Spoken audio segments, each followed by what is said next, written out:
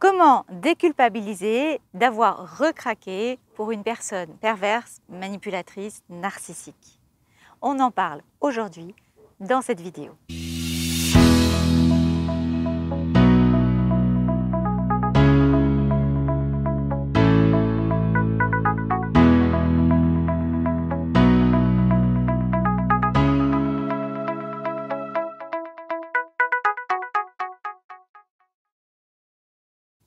Bonjour mes amis qui chaque jour passez à l'action ou voulez passer à l'action pour vous construire cette vie libre, indépendante et heureuse que vous voulez et que vous méritez.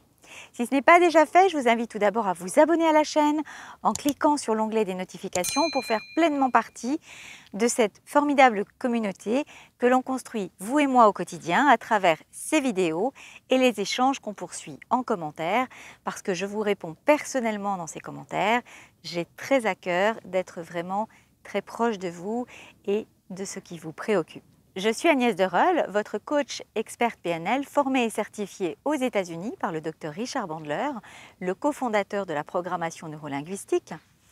Et j'ai à cœur de vous aider à trouver les meilleures stratégies pour non seulement vous sortir des situations difficiles dans lesquelles vous vous trouvez, mais surtout d'atteindre vos objectifs, vos buts, à la fois personnels et professionnels. Et sur cette chaîne, on parle en effet beaucoup de la construction de l'indépendance financière et comment faire de l'épreuve qu'on a traversée une force pour son avenir, transformer des épisodes, voire même de violence, en puissance business.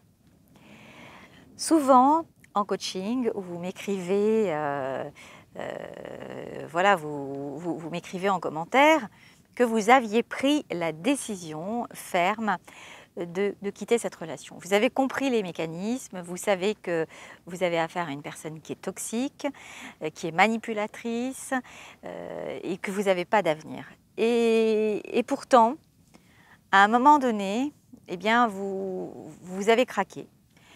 Parfois une fois, deux fois, voire même plus. Et à chaque fois, vous vous dites, mais pourquoi en fait? Pourquoi est-ce que, vous vous flagellez? Pourquoi est-ce que j'ai été aussi conne? Pourquoi j'ai été aussi con en fait de recroire à ce qu'il ou elle m'a dit?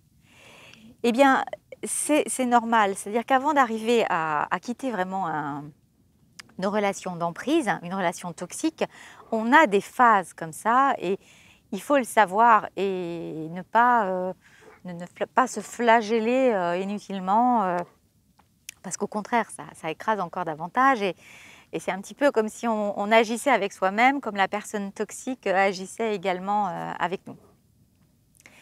Donc, un truc que je peux vous donner, c'est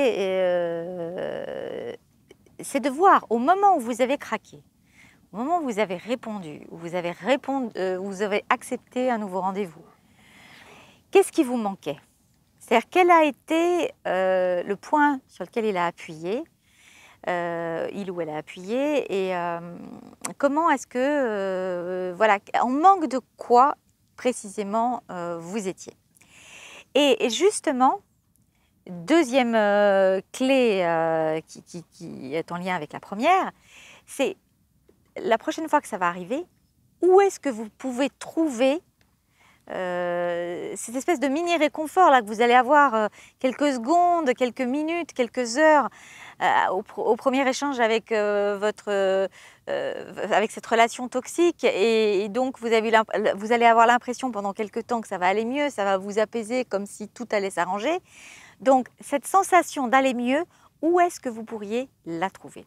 Par exemple, si c'est le fait d'avoir des messages qui vous portent, que quelqu'un pense à vous le soir avant de s'endormir, eh bien pourquoi pas ne pas nouer d'autres relations, de prendre contact avec des amis qui sont loin, entretenir une nouvelle correspondance pour avoir ce petit message, si c'est les échanges téléphoniques qui vous plaisent. Appelez pareil vos amis, si c'est les sorties que vous partagiez ensemble, eh bien lancez-vous en le faisant seul ou en allant dans des groupes, dans des clubs pour partager les activités communes que vous aimez avec d'autres personnes. Et après, dans un premier temps, si ça vous semble trop difficile, vous pouvez me contacter pour qu'on ait un premier contact stratégique pour voir comment est-ce que je peux vous aider. Ou vous pouvez directement prendre un coaching, vous avez toutes mes coordonnées en bas de la vidéo, pour que je vous aide à passer à l'action et que vous puissiez après être complètement autonome par rapport à cette situation et être à même de spontanément vous-même bloquer ou ne plus répondre et vraiment passer à autre chose, ne plus être sensible si vous croisez la personne, etc. Voilà, pour vraiment passer à autre chose et être libre, disponible pour une belle relation à venir. Pensez bien avant de partir à vous abonner à la chaîne en cliquant sur l'onglet des notifications. Je vous rappelle à quel point cette communauté elle est très importante. Prenez bien soin de vous. Je vous embrasse et je vous dis à bientôt pour une prochaine vidéo.